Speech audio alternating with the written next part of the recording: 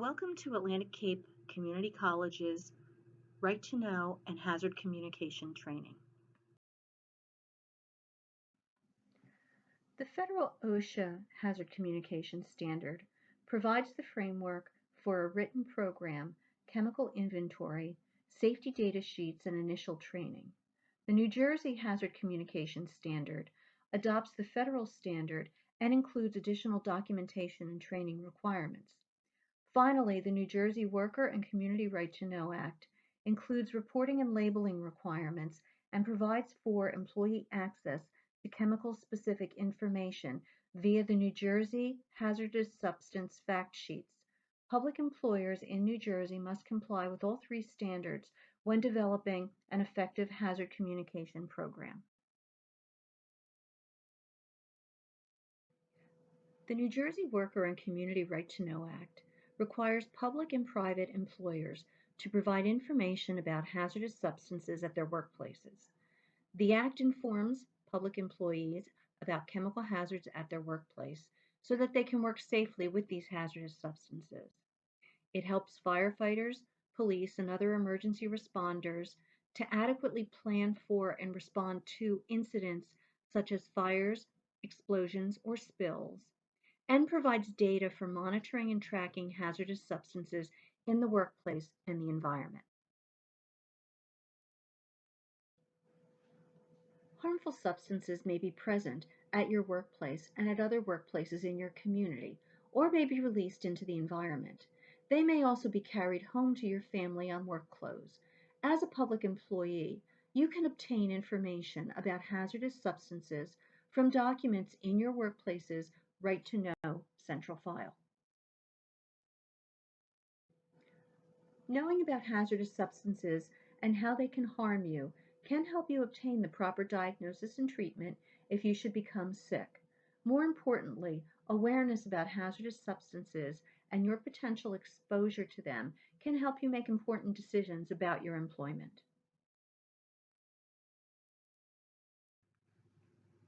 Under New Jersey's Right to Know Act, public employers must properly dispose of any chemicals that are not in use and organize the remaining containers of chemicals and products so that quantities are easy to count. They need to obtain MSDS or SDSs for each product or chemical in the inventory. Using the ingredient information provided on the MSDS, SDS, and/or product labels, employers must identify the chemical ingredients that are on the Right to Know hazardous substance list that need to be reported.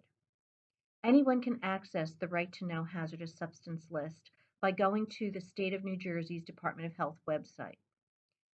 Employers must identify staff that will help gather information about chemicals in their work areas and identify staff that will be assigned facility surveys and inventories to complete. Employers must complete and submit the annual Right to Know inventory survey by July 15th of the year following the year being reported. If any employee would like a copy of our annual survey, they can contact the Compliance Officer, Mary Simpson, at 609 343 5112 or at msimpson@atlantic.edu. A copy of the survey will be provided to you either electronically or in print. The following slides show examples of Atlantic Cape's Right to Know surveys. One is submitted for each campus. The surveys list each product found at each campus and their hazardous components. Surveys also list the location where the products can be found, the quantities of product, and the concentration of the hazardous components. Public sector workers have potential exposure to numerous chemicals in the workplace, such as petroleum-based products, solvents, acids, caustics, cleaning agents, agricultural chemicals, adhesives, and coatings. New Jersey's Hazard Communication Standard has been adopted to ensure that employees working with hazardous chemicals receive effective information and training prior to working with such chemicals. The New Jersey PIOSH has adopted the federal OSHA Hazard Communications Standard of 2012, which incorporates the United Nations globally harmonized system of classification and labeling of chemicals. GHS provides a uniform approach for the classification and presentation of hazardous information. Effective June 5, 2017, PIASH added additional HCS requirements for training and documentation, providing stronger protection for New Jersey's public employees.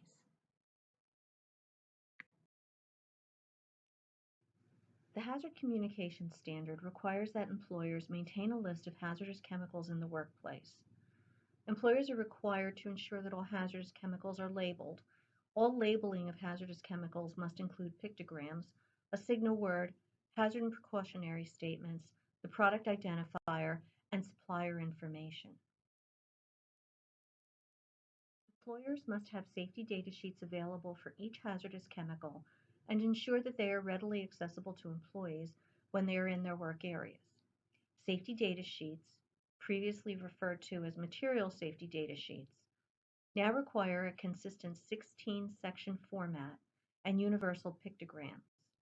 You will learn more about interpreting safety data sheets in the Safe Colleges training course called Safety Data Sheets.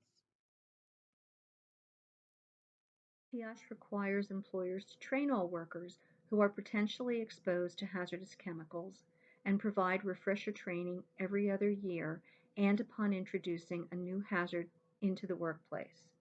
Employers must maintain a written hazard communication program that includes the employer's plan for doing the aforementioned tasks. If you would like a copy of Atlantic Cape's Hazard Communication Plan, please contact Mary Simpson, the Compliance Officer, at 609-343-5112 or at msimpson@atlantic.edu. Under the Hazard Communication Standards, any chemical that is classified as a physical hazard, a health hazard, a simple asphyxiant, combustible dust, pyrophoric gas, or hazard not otherwise classified is considered a hazardous chemical. The Hazardous Communication Standards definition for physical hazard and health hazard are as follows. A physical hazard is a chemical that poses one of the following hazardous effects. It's explosive, flammable, self-reactive, pyrophoric, self-heating, an organic peroxide, corrosive to metal, it's a gas under pressure, or in contact with water emits a flammable gas.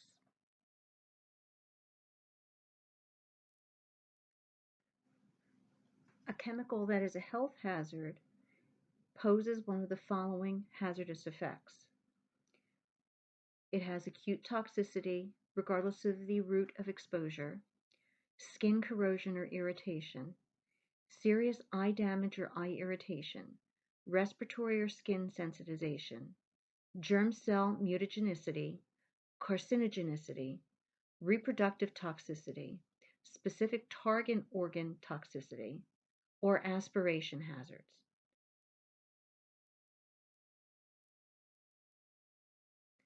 The following slides outline the major components of Atlantic Cape's written hazard communication plan. College policy. To ensure that information about the dangers of all hazardous chemicals used by Atlantic Cape Community College is known by all affected employees, the following hazardous information program has been established. Under this program, the employees will be informed of the contents of the OSHA Hazard Communication Standard, the hazardous properties of chemicals with which they work, safe handling procedures, and measures to take to protect themselves from these chemicals. This program applies to all work operations at the college where you may be exposed to hazardous chemicals under normal working conditions or during an emergency situation. All affected departments of the college will participate in the Hazard Communication Program. Copies of the Hazard Communication Program are available at the Compliance Office E106 for review by any interested employee. The compliance officer is the program coordinator with overall responsibility for the program, including reviewing and updating the plan as necessary. The Business Services Manager or designee in central receiving will verify that all containers received for use will be clearly labeled as to the contents. Note the appropriate hazard warning/pictogram, list the manufacturer's name, address, and emergency phone, and all other information necessary to comply with the GHS standard. The supervisor in each area will ensure that all secondary containers are labeled with the content identity, which must match corresponding SDS, appropriate hazard warning, including the route of entry, target organs, and pictograms, manufacturer's name, address, emergency phone number, other requirements according to the GHS standard. For questions with labeling, contact the compliance officer or designee. The Business Services Manager or designee and the Compliance Officer or designee are responsible for establishing and monitoring the college SDS program. The Business Services Manager will ensure that procedures are developed at the time of product purchase to obtain the necessary SDSs. The Department Manager ordering new product will forward the SDS to the Compliance Officer at the time of purchase. The Compliance Officer will promptly receive and review incoming SDSs for new or significant health and safety information. The compliance officer and supervisor will see that any new information is communicated to affected employees. Departments are requested to review any new product being ordered to see if a safe or alternate product can be utilized. If an SDS is missing or incomplete at the time of initial shipment, the Business Services Manager will inform the department making the purchase as well as the compliance officer to request a new data sheet from the manufacturer or supplier. Copies of SDSs for all hazardous chemicals or products will be kept in a central file located in the compliance office. See your supervisor for your local SDS book within your department. If you have any questions or if an SDS is not readily available, contact Mary Simpson, the compliance officer, at 609-343-5112, and she will obtain one for you. Employee training and information. Departments will review any new product that may contain hazardous substances with the compliance officer, and everyone who works with hazardous substances will receive initial training on the Hazard Communication Standard and this plan before starting work. Department supervisors will notify the compliance officer of each new employee hired. Each new employee will attend a health and safety orientation that includes the following information and training: the OSHA Hazard Communication Standard and globally harmonized system, operations in their respective work areas where hazardous substances are present, location and availability of the written hazard program, physical and health hazards of the chemicals in their work area. Training will also include methods and observation techniques to determine presence or release of toxic and hazardous substances, measures employees can take for protection, including procedures the employer has implemented to prevent exposure to hazardous substances, such as appropriate work practices, emergency procedures, and personal protective equipment, explanations of the labeling system and label information, and details about safety data sheets. After training, employees are quizzed and quizzes are reviewed to verify their attendance and assure comprehension and understanding. This information shall be shared with impacted employees before a chemical hazard is introduced to their respective college departments. You will be or have been assigned additional Safe Colleges training, further explaining hazard communication in the Hazard Communication Right to Understand training course and Safety Data Sheet training course to complement this training course. Hazardous substance purchasing. When purchasing supplies, the following should be considered.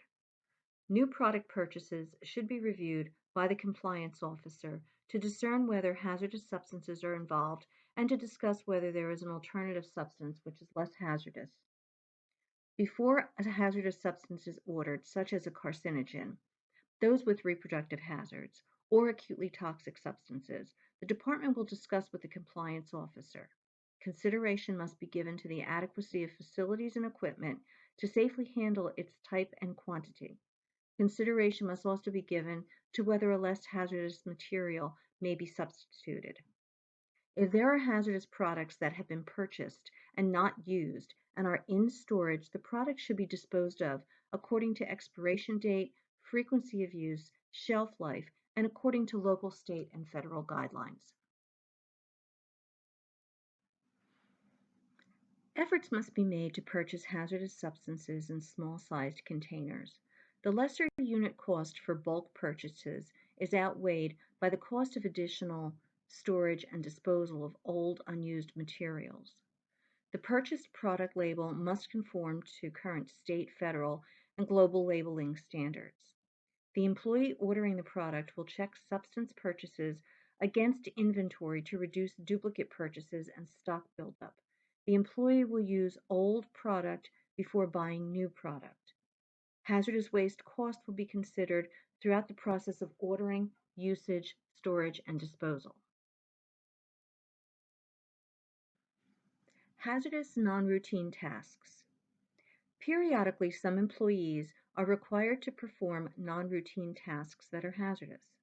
Examples of non-routine tasks are confined space entry, tank cleaning, and cleaning up small spills. Prior to starting work on such projects, each affected employee will be given information by the compliance officer or designee about the hazardous substances he or she may encounter during such activity. This information will include specific chemical hazards, protective and safety measures the employees should use, and steps the college is taking to reduce hazards, including ventilation, masks, the presence of another employee, the buddy system, and emergency procedures. Informing other employers and contractors. It is the responsibility of the compliance officer to provide other employers and contractors with information about hazardous chemicals that their employees may be exposed to on a job site and suggest precautions for those employees. It is the responsibility of the compliance officer to obtain information about hazardous chemicals used by other employers to which employees of this college may be exposed. List of hazardous chemicals. The Right to Know survey plus survey updates will serve as the list of hazardous chemicals for the college. This list is updated as new substances are added or individual substances are deleted from our inventory. The Right to Know survey is available upon request from the compliance officer or designee. More information on each noted substance can be obtained by reviewing the appropriate MSDS or SDS sheets.